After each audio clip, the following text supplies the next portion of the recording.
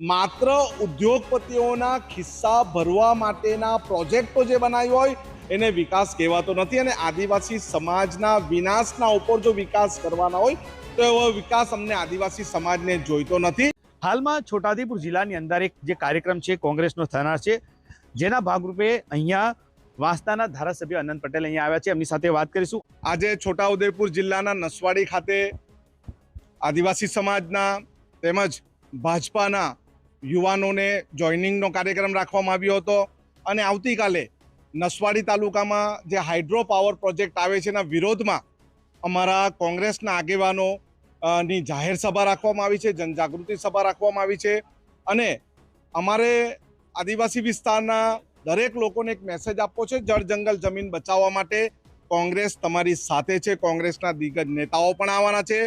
અમારો એક જ કાર્યક્રમ એક જ પ્રશ્નને લઈને રહેશે કે અમારા વિસ્તારની જમીન અમારે કોઈ પણ પ્રોજેક્ટમાં આપવાની નથી। ગુજરાત કોંગ્રેસ સમિતિના પ્રમુખ અમિત ચાવડાજી આવવાના છે, કાર્યકારી પ્રમુખ જિગ્નેશભાઈ મેવાણી આવવાના છે, આદિવાસી કોંગ્રેસ ઓલ ઇન્ડિયા આદિવાસી કોંગ્રેસના પ્રમુખ વિક્રાંત ભુરિયાજી આવવાના છે અને ગુજરાત આદિવાસી સમાજના એસટી સેલના પ્રમુખ રાજેન્દ્રભાઈ પારઘી પણ આવવાના છે।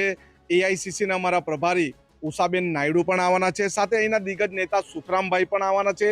એમ કોંગ્રેસના ફ્રન્ટલાઇનના બધા જ નેતાઓ આવશે અને આદિવાસી સમાજને એક મેસેજ આપશે।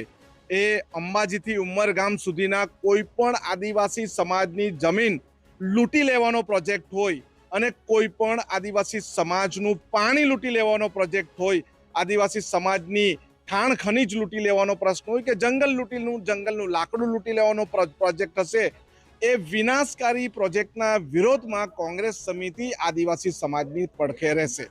ટ્રાઇબલ બેલ્ટની અંદર જે કોંગ્રેસને ફરી જીવંત કરવાનો જે પ્રયાસ થઈ રહ્યો છે, તમે શું માનો છો કે આવા મુદ્દાથી લોકો કોંગ્રેસ સાથે જોડાશે કે નહીં? કોંગ્રેસ જીવંત જ છે। તમે જો 2022 પછીની અમારી રેલીઓ જુઓ, અત્યારે જ અમે પાર તાપી નર્મદા રિવરલિંક પ્રોજેક્ટના વિરોધમાં દક્ષિણ ગુજરાતમાં વલસાડના ધરમપુર ખાતે રેલી કરી, હજારોની સંખ્યામાં જનમેદની ઉપટી પડી। ત્યારબાદ અમે પોલીસના વિરોધમાં પણ ડાંગના વઘઈ ખાતે રેલી કરી, હજારોની સંખ્યામાં લોકો આવ્યા હતા। એવી જ રીતે આવતીકાલે પણ હાઇડ્રો પાવર પ્રોજેક્ટના વિરોધમાં અમે જે જાહેર સભા જનજાગૃતિ સભા જે ગોઠવી રહ્યા છે એમાં પણ હજારોની સંખ્યામાં લોકો આવશે। કોંગ્રેસ જીવન છે, કોંગ્રેસ સાથે લોકો છે અને કોંગ્રેસમાં લોકોને વિશ્વાસ છે। એ વિશ્વાસ અમે આવનારા દિવસમાં પણ તમને જીવંત બતાવીશું। બીજી તરફ સરકાર તરફથી કહેવાય છે કે જે આવા જે પ્રોજેક્ટ આવતા હોય છે તો એ ડેવલપમેન્ટ થતું હોય છે, પાવર પ્રોજેક્ટ હોય કે પછી અન્ય પ્રોજેક્ટ હોય તો એનાથી લોકોનો વિકાસ થતો હોય છે।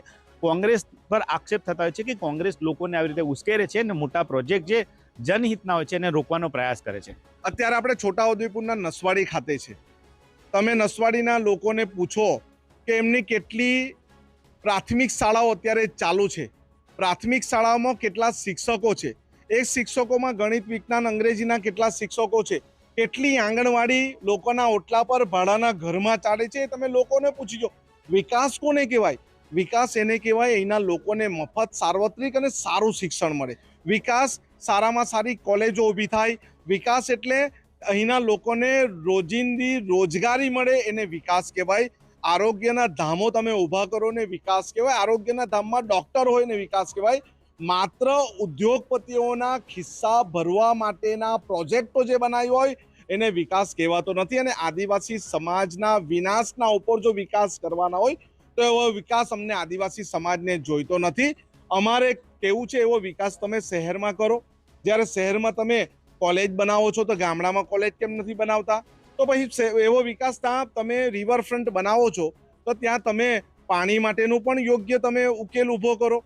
એ રિવરફ્રન્ટ પર માત્ર બાગ બગીચા બનાવવાના, મોટા રોડ રસ્તા બનાવવાના, મોટા ડેમો બનાવવાના એને વિકાસ નથી કહેવાતો, પરંતુ ત્યાંના લોકોને સુખ સુવિધા ઊભું કરવાનું, શૈક્ષણિક સુવિધા ઊભું કરવાનું, આરોગ્યની સુવિધા ઊભા કરો એને વિકાસ કહેવાય। આ ખોટો વિકાસ છે અને આદિવાસી સમાજના વિનાશના નામ પર જો કોઈ વિકાસ કરવાનો હોય તો એવો વિકાસ અમને જોઈતો નથી।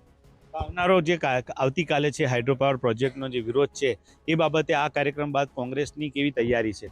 આ હાઇડ્રો પાવર પ્રોજેક્ટમાં અમે જનજાગૃતિ સભા કરવાના છે, પછી જે 19-20 જેટલા ગામડાઓને અસર થાય છે એ અસરગ્રસ્ત ગામોમાં યાત્રા કરવાના છે। અમે ત્યાં જઈશું, ત્યાંના લોકો સાથે રહેશું અને એમનો પ્રશ્ન પૂછશું। એવી જ રીતે અત્યારે જ અમને ખબર પડી છે પ્રાથમિક શાળાઓની સુવિધા નથી, સરકારી શાળાઓની સુવિધા નથી. સુવિધા હોય તો ત્યાં શિક્ષકો નથી, એવી શાળામાં પણ અમે સર્વે કરવા માટે જઈશું.